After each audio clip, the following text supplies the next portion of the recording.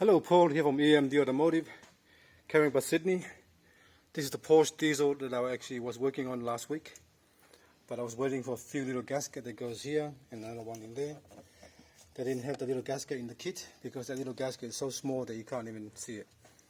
Anyway, the whole car is back together. Everything's back together now.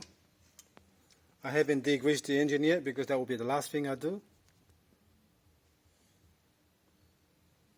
So if you look at it, compared to before, there was obviously nothing here, and now it's back together.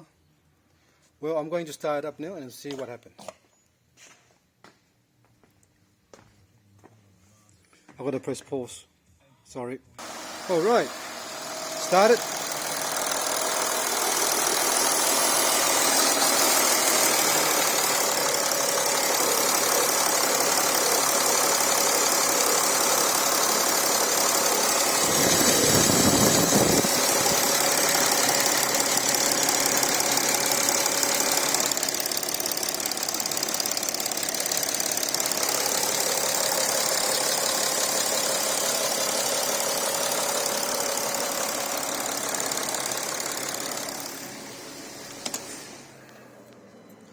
Alright, that's good news. It started. There's no oil leaks coming from the actual front crank seal there.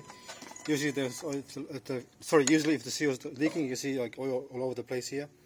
Nice and clean there. That's a good sign. It was holding pressure when I tested last week anyway. I was just waiting for the gaskets. Everything is fine. There's no fault on the actual cluster. So now I'm going to actually basically do a full scan, erase all the faults, and I'm going to run the car on the hoist for an hour on idle, so I can actually make sure nothing leaks, and then double check everything. Go for a long go for extended road test to make sure there's no leak anywhere else before I give this back to the customer, and then I'll do a full engine degrease, wash down, and then and put all the trims back on top here.